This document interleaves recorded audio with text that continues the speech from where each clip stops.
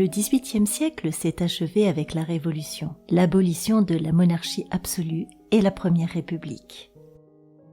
Au XIXe siècle, la France va connaître une succession de gouvernements différents. Le pays va hésiter encore entre monarchie, empire et république. Le XIXe siècle débute sous le règne de Napoléon Ier. Mais les souverains européens, unis dans une coalition, parviennent à repousser ses armées et à vaincre l'empereur. Après la bataille de Waterloo en 1815, Bonaparte doit abdiquer. C'est ainsi que s'achève le Premier Empire. Napoléon est exilé sur l'île anglaise de Sainte-Hélène, où il terminera ses jours.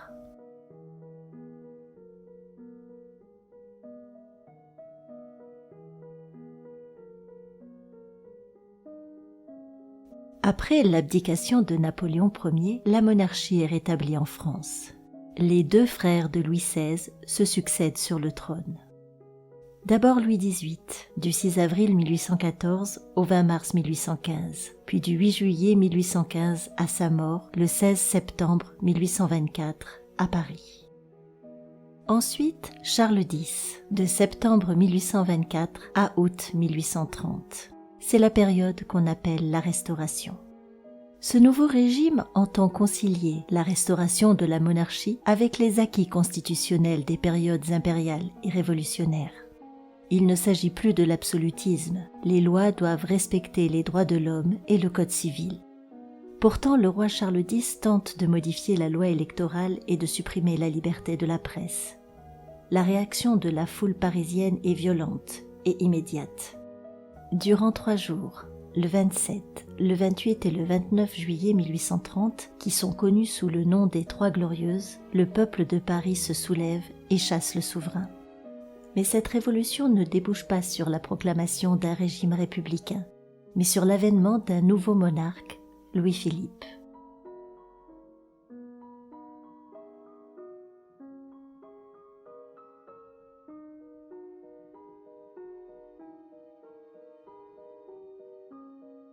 Après la Révolution de 1830, Louis-Philippe Ier monte sur le trône. Ce roi des Français restera 18 ans à la tête d'un royaume en profonde mutation. Par la monarchie de Juillet, il tente de pacifier une nation profondément divisée avec les moyens de son époque. Mise en place d'un régime parlementaire, ascension de la bourgeoisie aux affaires manufacturières et financières, ce qui permit un essor économique de première importance en France, la révolution industrielle.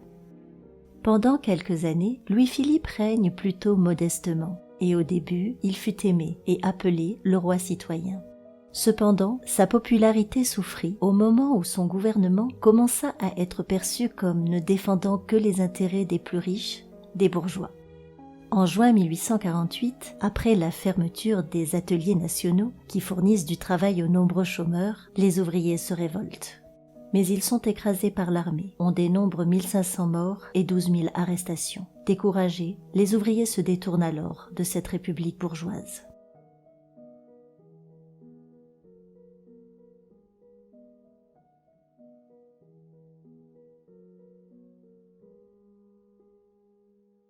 En décembre 1848, Louis-Napoléon Bonaparte, neveu de Napoléon Ier, fut élu président de la République. La Seconde République était née. Elle se distingue des autres régimes politiques de l'histoire de France par sa brièveté, 4 ans seulement. Ce régime applique pour la première fois le suffrage universel masculin en France, c'est-à-dire que tous les hommes de plus de 21 ans ont le droit de voter. Cette république abolit également définitivement l'esclavage dans les colonies françaises.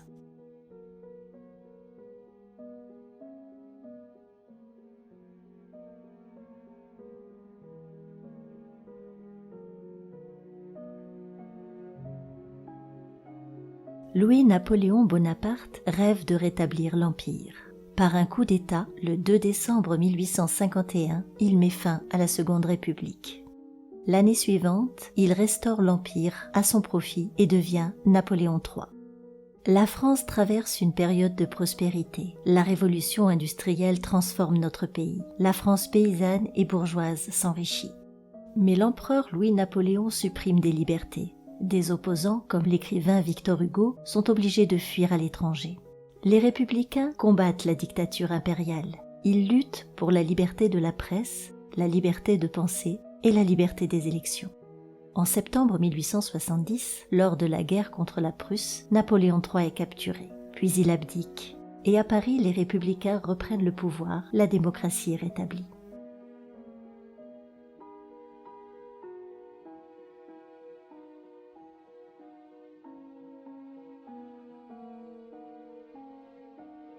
À la suite de la capture de Napoléon III par les Prussiens, Léon Gambetta proclame le retour de la République le 4 septembre 1870. La Troisième République sera le régime en vigueur en France de 1870 à 1940, le premier régime français à s'imposer dans la durée depuis la Révolution de 1789. En effet, après la chute de la royauté, la France a expérimenté en 80 ans 7 régimes. 3 monarchies constitutionnelles, 2 républiques éphémères pendant 12 et 4 ans et 2 empires. Désormais, la France va rester républicaine. Et la Troisième République applique enfin pleinement les principes de 1789. La France devient une démocratie représentative. Les Français votent pour désigner leurs représentants chargés de faire les lois et d'élire pour 7 ans le président de la République. La Troisième République lutte contre l'ignorance. En 1880 et 1882, le ministre Jules Ferry institue l'école gratuite, obligatoire et laïque. Tous les petits Français sont instruits et l'école n'enseigne plus aucune religion afin de respecter toutes les croyances.